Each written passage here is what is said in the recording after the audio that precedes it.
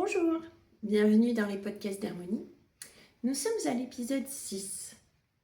Vous êtes prêts pour la lecture? C'est parti. Un simple message, mais de lui. Ta journée s'est bien passée? On se voit ce soir ou demain? D'un coup, la panique a grimpé en moi, comme une vague froide. Je ne voulais pas ça. Pas maintenant, pas d'attache, pas de complicité qui s'installe. Pas de sentiment qui s'insinue dans les failles. J'aimais ma vie telle qu'elle était depuis mon arrivée. Légère, folle, sans obligation, sans promesse. Je lui ai répondu rapidement, presque trop vite. Ce soir, on se redit pour demain. Bonne soirée. En appuyant sur « Envoyer », j'ai senti un étrange mélange de soulagement et de regret.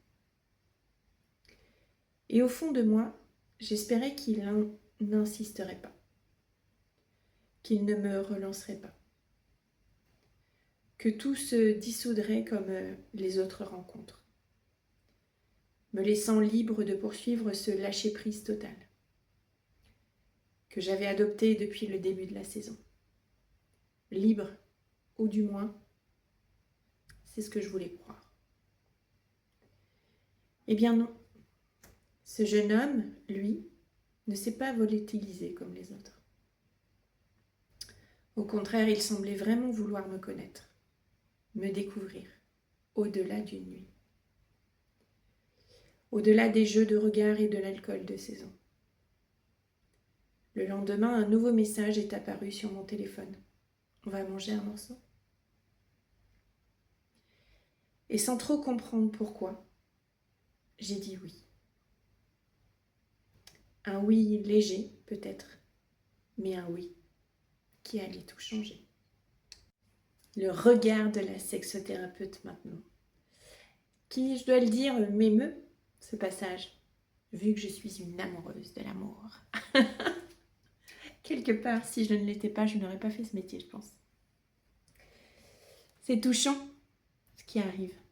Parce que, après avoir traversé des mois à être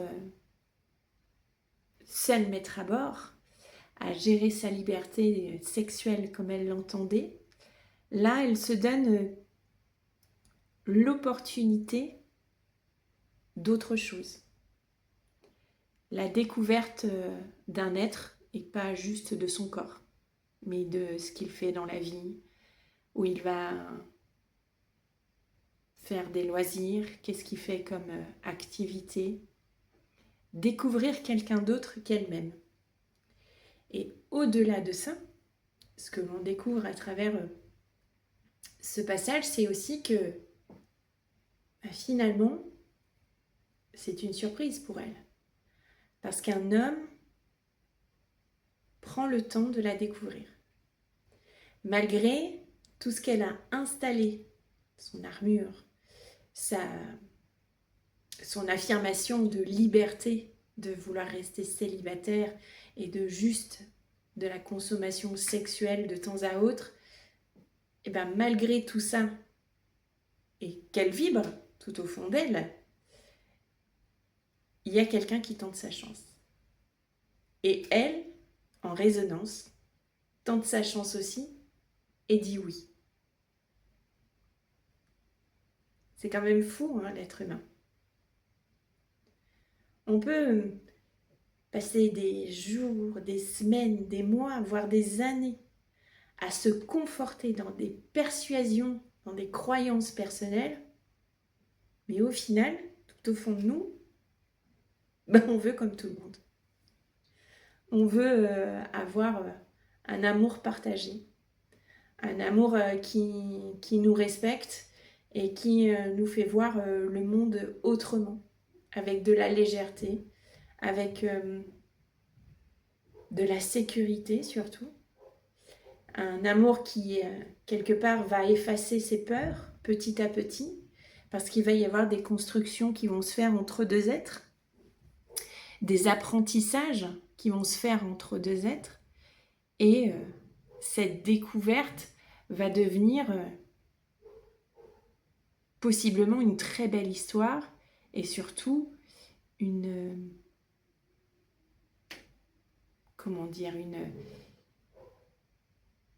soulagement. Parce que pour elle, l'amour partagé n'existait plus. Elle n'en voulait plus. Et lui va peut-être lui faire découvrir que si ça existe, si c'est possible de se sentir libre tout en étant en couple. C'est possible de faire confiance à quelqu'un d'autre. C'est possible de donner son amour et qu'il soit réciproque. À travers ce passage, on prend conscience aussi de comment un message, une petite phrase, peut déstabiliser tout ce qu'on a mis en place. Ta journée s'est bien passée? C'est un message qu'elle n'avait jamais eu. Parce que les choses étaient claires. Parce qu'elle contrôlait ces relations qui n'étaient que des relations sexuelles et qui ne devaient pas aller plus loin. Elle maîtrisait cette liberté sexuelle. Et là, avec ce message, il est venu souffler sur son château de cartes. J'aime bien cette image. Souffler sur... vous savez, alors je vais faire très romantique et très amoureuse de l'amour, mais je l'assume. Vous savez, comme Juliette qui est en haut de son balcon. Et bien cet homme, avec ce « ta journée s'est bien passée », ou encore, au-delà de ça, « on va manger un morceau », c'est Roméo. Roméo qui dit à sa Juliette « descends, n'aie pas peur, sors de ta tour, sors de ton château. J'ai bien conscience de tout ce que tu as barricadé autour de toi pour que personne ne vienne atteindre ton cœur. Mais sauf que moi, j'ai envie de le découvrir, ton cœur. Donc je ne vais pas lâcher. Je vais aller jusqu'au bout. Je veux te découvrir. » Ah là là. En séance, j'ai tellement de femmes blessées par la vie et plus ou moins à différents stades. Des stades qui ont été très toxiques, très brutaux, très violents. Qui font que pour elles aujourd'hui, la sexualité n'est clairement plus d'actualité. Qu'elles ont tellement à se reconstruire elles-mêmes pour comprendre qui elles sont, se reconstruire en tant que femme, en tant qu'être humain, que toutes leurs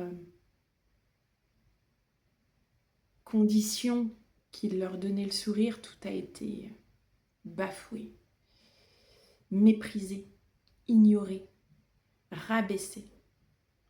Elles ont vraiment dégusté. Et quand je vois leur évolution et que malgré tout ça, elles ont tout au fond d'elles cette lueur d'espoir qui fait qu'elles sont venues me voir pour grossir cette lueur d'espoir. Se dire que pas demain, pas dans un mois, dans un an, où elles vont prendre le temps de s'occuper d'elles. Mais avec cette lueur d'espoir que le bonheur est encore possible avec un homme. Et c'est exactement ce que ce passage nous explique. Alors certes, il y a l'âge, ils sont jeunes, ça va être leur première vraie histoire d'amour. Donc c'est sûr, on pourrait se dire, on est complètement dans le stéréotype du film d'amour ou de Disney, mais si on va décortiquer, elle revient de loin, cette jeune fille. Elle revient d'une liberté sexuelle mise en place pour ne plus souffrir, pour ne plus avoir peur, pour ne plus dépendre de quelqu'un d'autre. Parce que quelque part, quand on se met en couple, c'est aussi offrir la possibilité à l'autre personne de nous briser le cœur. Tous ces questionnements, tous ces croyances, toutes ces armures, toutes ces protections qu'on met en place, c'est vraiment à se demander pourquoi. Pourquoi on n'arrive pas à être complètement spontané? Et la réponse est simple. Tout dépend de notre histoire de vie. C'est pour ça que j'ai plaisir à dire, il n'y a pas une sexualité normale. Il y a votre sexualité. Parce que c'est votre histoire. C'est vos étapes, vos épreuves, votre vécu qui détermine au fil de votre vie ce que vous voulez à nouveau vivre ou pas. C'est vous qui décidez. C'est vous qui faites votre choix. Facile à dire, hein, parce que des fois les choix on nous les impose. Mais derrière ça, il y a une reconstruction. Il est important de se remettre en question. C'est pas un vilain mot, se remettre en question. Je pense que plus ça va, plus on évolue dans cette société actuelle, plus il est essentiel cette situation, se remettre en question. Et pas pour les autres, pour soi-même, réellement. Et par rapport à ce passage, j'insisterai aussi sur ce fameux oui. À la question « on va manger un morceau ?» Ce fameux oui. Est-ce que vous l'avez déjà vécu? Ce oui qui veut dire je vais laisser la possibilité à l'autre, à un autre humain, rentrer dans ma vie et découvrir qui je suis, ce que je fais de mes journées, mes plaisirs, mes loisirs. Je vais aussi certainement lui raconter mon passé, mon histoire. Et à travers tout cela, je quitte mon armure. Pas simple, hein, tout ça.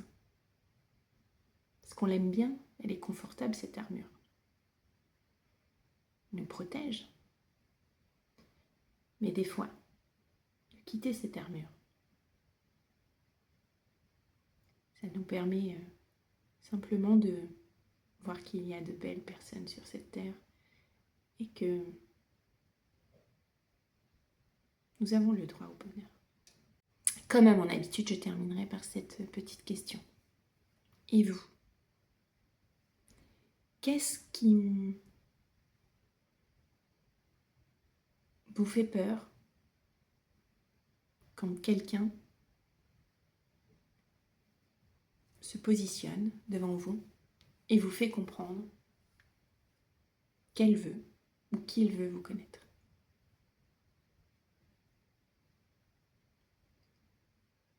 Pas simple cette question, parce qu'elle sous-entend ouvrir son cœur.